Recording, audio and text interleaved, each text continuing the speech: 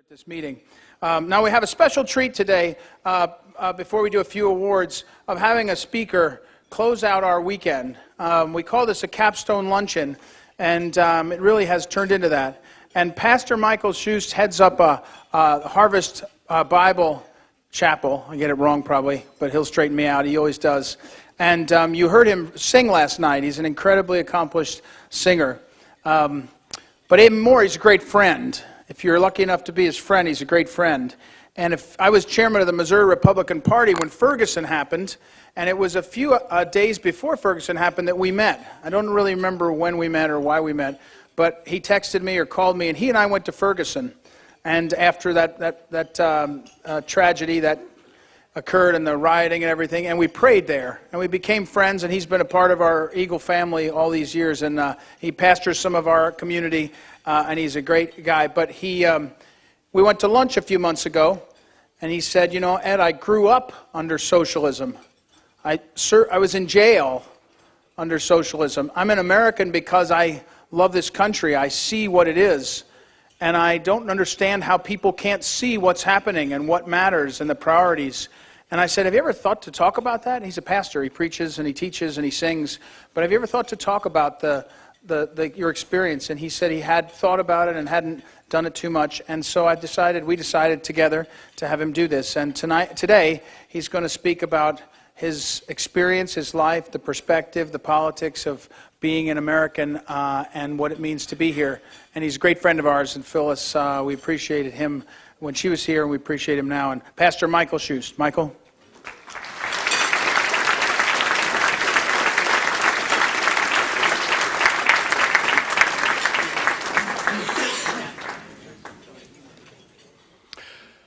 Well, good afternoon. Thank you so much for the privilege. I feel blessed and honored. Ed is a great friend. It's a mutual thing. I think we met at Brooks College at one of the events there. And I cannot tell you how grateful I am for those that I feel indebted to that fought the Cold War. Distinguished ladies of Geneva, everyone that, last night I was so moved to say a few words, exchange a few words with General Admise, and knowing that he was the man that served under President Reagan when I was in communist prison. And so my heart and gratitude goes to all of you, especially those that fought the Cold War for us. I would like to share with you a few thoughts, few observations. I grew up in communism. My father was one of the men that supported Alexander Dubček. With some of the old-timers, who will ring a bell. Yes. I went through a military high school, kind of a specialized unit, received all the training. They taught us how to kill you guys in 3 seconds or less. Obviously come from the country that was called Czechoslovakia. Later on, after the revolution in 1989, split again into Czech and Slovakian Republic. I suspect it was because nobody could spell it, so they... After high school, some adult decisions needed to be made, and so I was expected to become an officer in the army, but I chose to forsake that and go to study the arts, to study opera, and then become a sort of a public figure in the cultural realm, where I have frequently opened my mouth against the regime, walking in the footprints of my father. And one cool morning, in the fall of 1984, 2 men with trench coats stopped at my house, raided it, and it happened before. They picked me up and promised my mother I'll be back for lunch. So I was back for lunch, except it was almost 2 years later. I could share with you all kinds of stories from communist prison. I'm not going to do that. But let me just say that this was not the kind of prison where we took college courses and got our bachelor degrees or played basketball in the courtyard. Everything you see on TV in those gruesome movies from the Eastern Bloc about how they dealt with people like me, believe it, it's worse in reality. But I know that somehow, in the long run, that experience was used to forge something in my heart to fight for that which is right and which is good. Already in prison, I planned to escape to the West because my life, essentially, especially as a young public figure, was over, and plotted an escape. You have to understand that at that time, at the age of 24, I was a hateful, wounded, disillusioned atheist that has sent out letters on my last day to 11 different individuals, vowed to come back under a changed identity and avenge all of those things that have done to me and my family. But something happened during the escape in the Austrian Alps, where I lived in hiding, where somebody gave me the Bible in the Czech language. And you have to understand, I wanted to read it only because that was the #1 book on the forbidden list. Okay, so I wanted to know what's in it. And there, one afternoon in June, Jesus intercepted my life. And I'm telling you, God is able to intercept a life of a hateful person that is lost just by the power of His word. There was no people around to tell me what to do. There was no instructions, and I never prayed the sinner prayer or the formula. God just revealed Himself to me, and my life was changed forever. I came to the U.S. 2 weeks before Christmas, 1986, and I was a new Christian. I was so excited about being on this path of becoming a citizen of the greatest country in the world. And that was just really driving me at that time.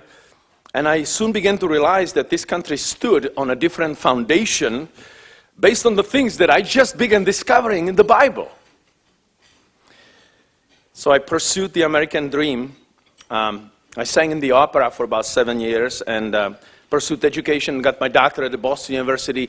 It was an exciting process, and that's where I first, in the early 90s and mid-90s, met the radicals. At the university, of all places. That's where they are. Did you know that? That's where the battle is frequently lost. And, during the Cold War, until the revolutions and all of that, they were kind of kept at bay because we were fighting. But afterwards, suddenly they began gaining traction. And I think it's absolutely disastrous what is happening at the university level and at the high school level now, even at the middle school and the elementary school level. And so we have experienced this massive cultural shift of the past 30 years. What happened?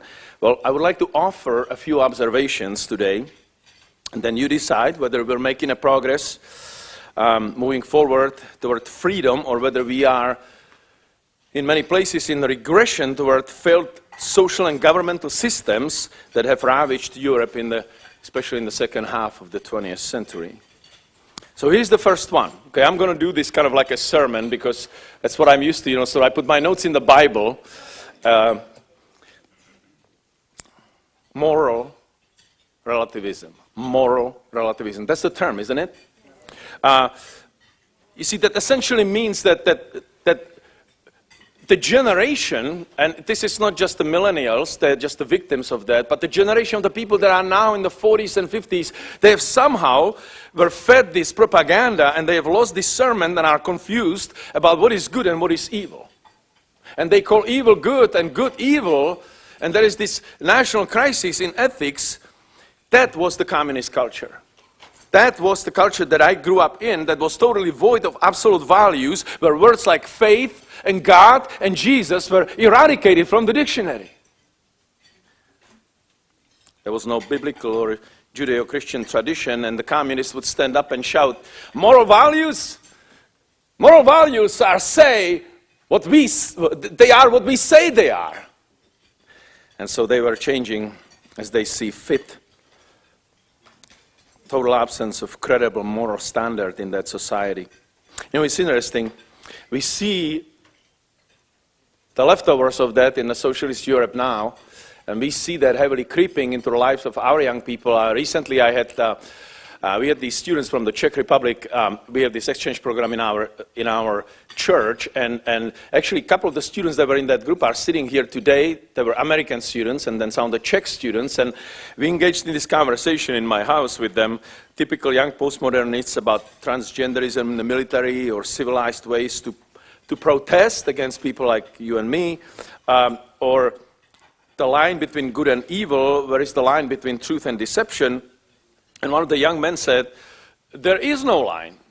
There cannot be any line that is absolute demarcation, because, you see, that line kills my freedom. And I replied with a story that I borrowed from one of the greatest apologists of this age, Dr. Ravi Zacharias, that he shared in his debate with the postmodernists and socialists in Oxford in front of thousands of students, where they postulated this idea and said to him, Dr. Zacharias, there is no absolute values, there is no absolute truth, absolute love, there is no, it is what you say it is what you feel it is. Each one of us has that boundary in himself. There is no good and evil. And he replied, you know, he's so good at giving these stories where people kind of self-incriminate by answering his questions. And he replied, so you mean to tell me, he said to the chairman of that young committee, you mean to tell me that if I bring a newborn baby, just a beautiful baby full of life, and I will take a butcher knife and I will cut up the baby alive in front of you right here on this table, that you couldn't, in the honesty of your mind, tell me that that was wrong? And so they all put their heads together, and like the Pharisees in the Bible, and the final answer was, Dr. Zacharias, I mean, honoring to what I believe, I could not, in my right mind, tell you that was wrong. At that point, the debate was lost, people booed the young committee, and Zacharias went on to declare the gospel of Jesus Christ. Now, I borrowed that story, and I said to this young man from the Czech Republic, what is your answer? Could you say it's wrong? And he kind of squirmed and tried to change the subject, eventually saying, I don't know how to answer that. You know, in a sense, I believe that so many people in this world, as they are confused, they don't know how to answer that. But that answer is, in a sense, worse than saying one way or the other. It testifies to the confusion and insecurity in this world of political correctness. But I'm sure that somewhere in this conference, probably one of the speeches that I missed, it was quoted, what was said by our second president, John Adams, and signer of the declaration that said in a speech to the military in 1798, our Constitution was made only for a moral and religious people. It is wholly inadequate to the government of any other. See, I'm convinced we don't need another sensitivity training in the company where you may work. We need more common sense. Moral.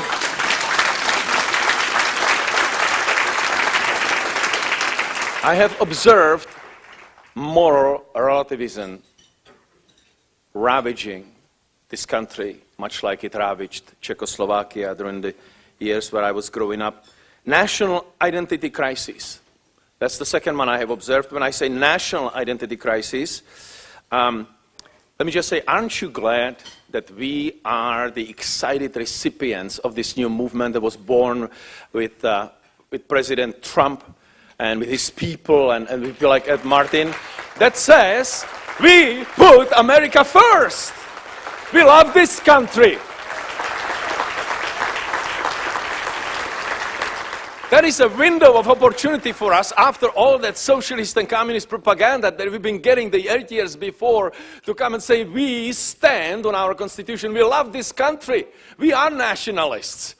Go and judge us for that. You see, I was growing up as a person who was told that I'm not a Czechoslovakian citizen. Czechoslovakian citizenship was only a sort of expression of tradition and preserving the language.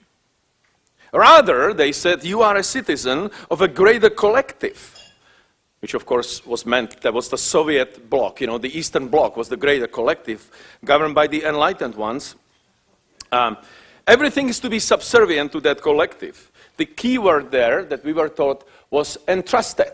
So my parents were told, okay, you have a house that was in your family for generations, but it is not your house. It was just entrusted to you, you see? And as long as you are good, productive citizens of this collective, then you can use that house. And by the way, your children are not really your children. Those are citizens of this collective. And as long as you bring them up in the way that we want them to be brought up, then you will be entrusted with your children. Otherwise, we take them away. When I came to the United States, I actually watched some shows like Star Trek. I swear, I'm telling you, there is a character in Star Trek that is totally based on this philosophy. Those people with the wires in them and all that, and they go like, "We are the Borg, prepared for invasion. You shall be assimilated. Resistance is futile." And so, this is it. The mindless drones, that was like, prepare to be a part of the collective. That was us. That was us in the Czech Republic. Well, I'm concerned because I've observed that we are increasingly, more frequently told by the radicals in the media, by the environmentalists, by the globalists, that we are not citizens of the United States, but rather we are citizens of this planet. That is the same exact propaganda that we had in the Czech Republic or Czechoslovakia in the 1970s and 80s, that we belong to some sort of a greater collective, and as such we have to make adjustments. There is a pressure on us to surrender not only our national sovereignty, but to surrender the individual rights and privileges, including private ownership. So that's the second observation. There is a crisis and pressure to make us citizens of something else than the greatest country in the world. The third thing that I have observed, and I have made about 37 observations that I listed here. So be at peace. I will keep to the commitment of time, I hope, and maybe share maybe 3 or 4 of them with you. But it's this thing that we hear in the conservative circles that's being used. It's called entitlement mentality. Everybody know what I'm talking about? Entitlement mentality. So I am the living proof that the easiest thing in the United States is to make money. Like to make money, to support yourself. Like, I'm not a millionaire, but to support yourself. You see, when I came here, I didn't know English language. I had no friends, no connections, zero. I didn't know anybody, and yet God provided for me. The God that I just met, that I hated all my life and didn't know that He existed, He provided for me all these friends, the connections, and so I started as a busboy.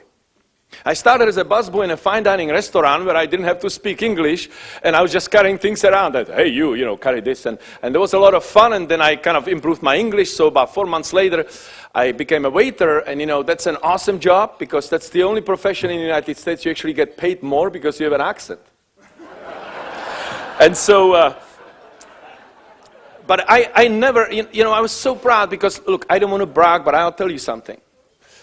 There was all kinds of opportunities extended to me by the government. I came here under the protection and the sponsorship of a committee that probably doesn't exist anymore. It was called the International Rescue Committee. I went with them. They bought me a ticket for $275. I never took a single dollar of government support, and I paid back in 3 months $275 to that organization. And I met some Czech citizens that came here, young people that I bumped into in Boston at that time where I lived. And they said, hey, you're Czech, speaking Czech, you'll come over. And so they have beer on the table. They've been there for 2 years. I was on my 3rd car in 18 months. They didn't speak a word of English and said, hey, we got all the food stamps and everything else. That existed. And we're getting all these jobs on a black market. We don't have to pay taxes. I was so ashamed of my country. And that character was embedded in those young people by the communists because they brought that sense of entitlement with them, just like those people they totally will come through Mexico. See, the communists, in their atheism, they don't know that there is something within us that's called the sinful nature. When we are given grace and help, and I'm not against that, when done properly, it is not our place to abuse that. But the sinful nature within us births a sense of entitlement. Let me give you an example. So when I was in that military high school, if I didn't want to go to take an exam or wanted to skip a class, like the political class, I would go to doctor. I would go to the doctor. There was one doctor who was 82 years old, manning about 50,000 people. That's what we have coming here if things don't change. And the doctor was also the pharmacist, and so, I would sit there. There would be a huge line of people, so that would kill at least 2 hours to get through the line, So I'll be missing other classes in my free education, and then I would come to the doctor and fake some injury, because we were all training all the time, in the dugouts and with the weapons, and so I was like, doctor, my wrist is hurting so much, I was throwing the grenades, and so he's like, okay, I'm going to give you this ointment, and so he pulls out this ointment, as far as I'm concerned, that's the stuff they put on the wheel bearings back then, in the auto industry, except the wheel bearing stuff smells better. And so they put it on my wrist and wrapped it up, gave me a bottle of that ointment, which passionately I actually threw out that medicine, that bottle, right in their waiting room as I was passing back to go to the high school. And I would kill 3 or 4 hours, winked at all my friends that were still standing in the line, and it was free. And I was the abuser. And many of the people that were there were the recipients and abusers, because somebody paid for it. You know who paid for it? The word free in communism and socialism means excessive taxation. It means that you take everything that people have, or as much as you could put your grubby little hands on, and put it on a big pile, and then you redistribute that according to the words of the enlightened ones, which is the government class. But it's not just about money. You see, they did things like you take all the skills and put them on one pile and then determine about where people are going to work and what they're going to do. You take all the jobs that are available and determine, based on corruption, favors, and bribery, as to where people are going to work that get the jobs. The common standard for equality became the lowest achievement. My mother worked in a factory and painting parts. We were on the blacklist, so my parents were denied all the promotion. So she was a skilled lady, and she wasn't lazy. It was never her thing. And so she would be working, and there would be standards and norms. And they said, Hannah, slow down. You're going to mess up the norm for us. She said, I can get this work done by noon. I don't have to. And she was like, then you need to sit down until 3 o'clock and do nothing, because that would raise the standards. My brother, Karel, my middle brother, Karel, you would love to know him. He celebrates July 9 as the Day of Freedom, and my wife were visiting there one summer in Czech Republic. It's like, what is Day of Freedom? It's just for me and my wife. It's like, what is Day of Freedom? They're like, it's not on the calendar. And he says, that is the day that I celebrate, have a little hors d'oeuvres and glass of wine, because that's the day when I begin working for myself. And I was like, what do you mean? He says, well, 53% of now my earnings go to taxes. That is counting between all the taxes that is federal and regional and city and local and trash and everything else that is all taxes. They take that away, and then on July 9 I finally start working for myself. I get like, so my wife and I celebrate that as Day of Freedom.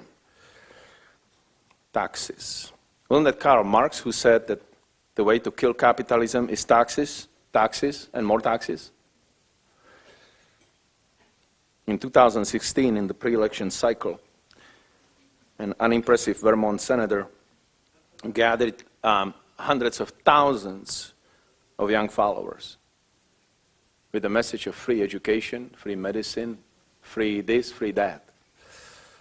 The same exact message that the communists and socialists were preaching to us. And I watched. Thank God we saw our current president win. But there was one point when the interviews were being done with a group of young people that followed Bernie Sanders. And this 29-year-old man was interviewed on your friend's CNN, yeah. And so they, that's right. And he gave his opinion about, how everything needs to be free and the government's not doing enough. And like, well, is the government doing enough for you? You're still in college. You say, I'm 29, I'm still in college. And so the final question was, so, do you still believe that this is the greatest country in the world?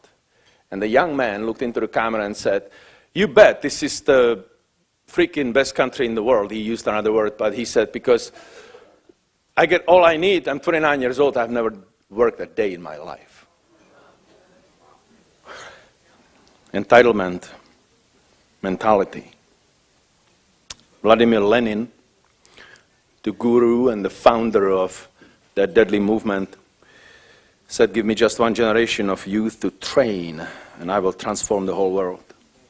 I'm concerned. I've made some observations about this, and I'm concerned. I'm concerned for the millennials that don't value money and promotion and honor and maybe time. I do what I want to do in the time that I want to do it.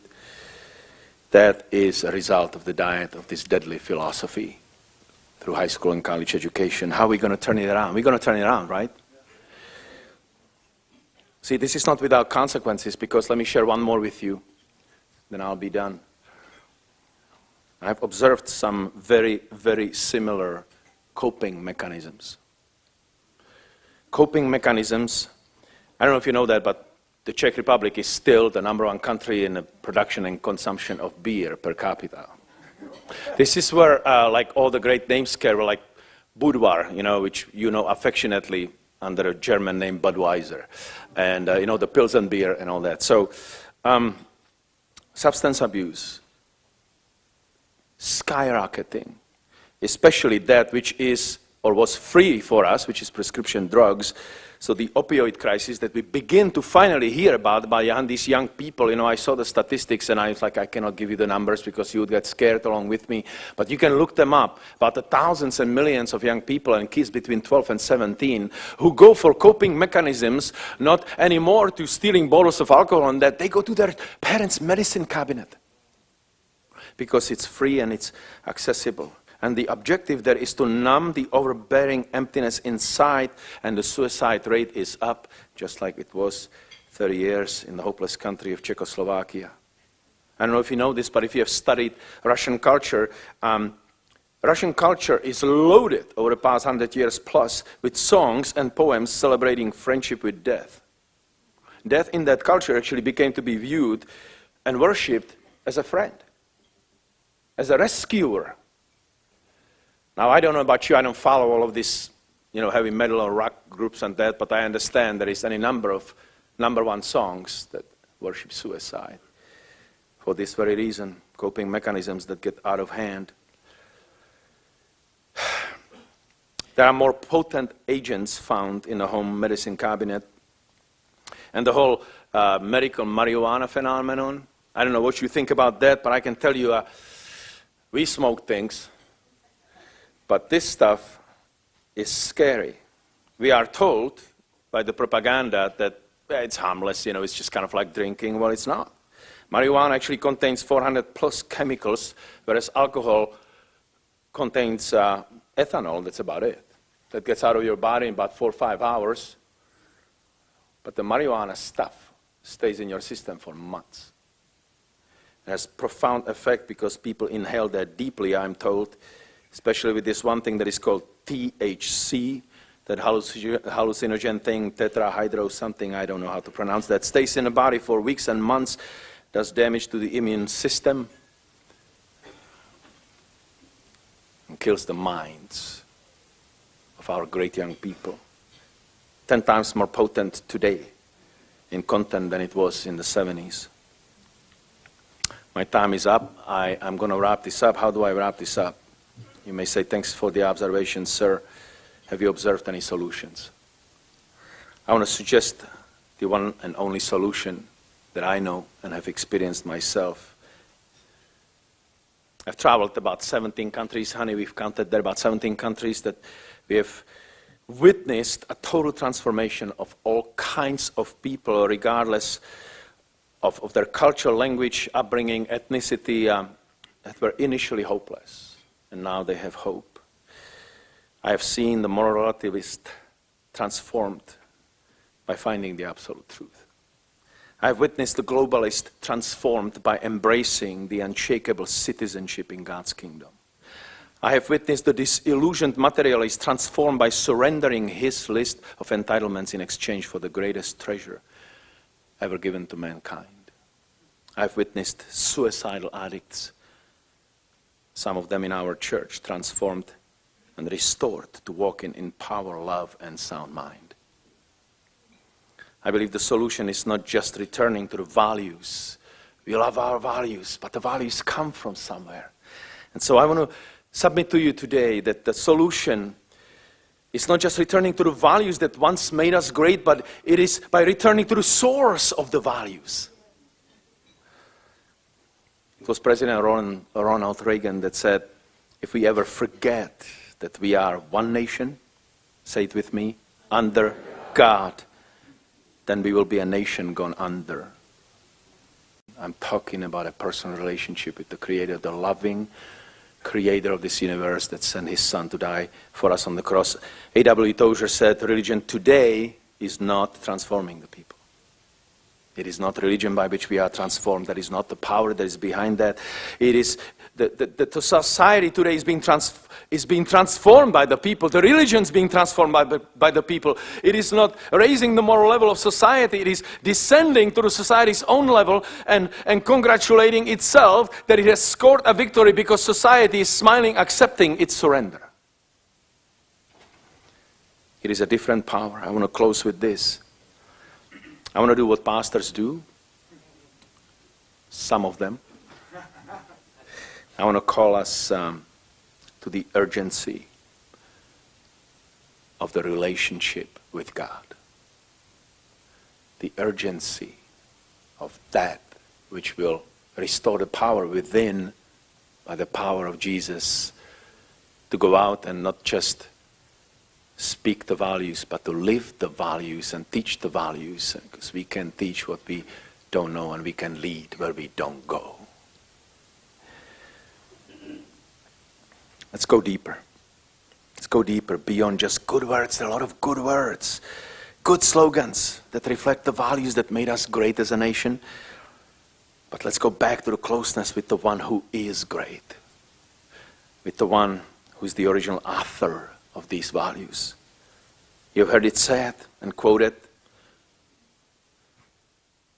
that America is about freedom of speech and expression, but I want to call us today to the deeper call in the word that is spoken through St. Peter, live as people who are free, not using our freedom as cover-up for evil, but living as servants of God. You have heard it said that our slogan, even on our money, is still, in God we trust. I want to call us deeper into the words spoken by King Solomon that says, trust in the Lord with all your heart, and in all your ways acknowledge Him. And He will make your path straight. You have heard it said that knowing the truth will set us free. But I want to call us to a deeper commitment to the full context of those words spoken by Jesus Himself.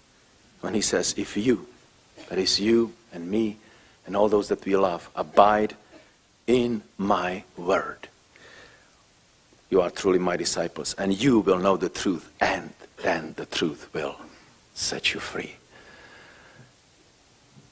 I would like to pray for us. Can I pray for us? And then I will walk off. Bow your head with me if you would. Father, we praise you. We thank you, Lord. Surely the glory, the credit goes to you for all the great men and women that you used to defeat just one segment of this sick, atheist, communist, humanist, man-centered philosophy that is deadly and is surely the instrument of the enemy around the world. We have seen its devastation, and yet those that do not know you are constantly coming back to it, even as your word says, like a dog that comes back to its own vomit. But we are here to declare that if, even as it was spoken to us through song last night, my people who are called by my name will humble themselves and turn from their wicked ways and pray, that you will come and heal our land.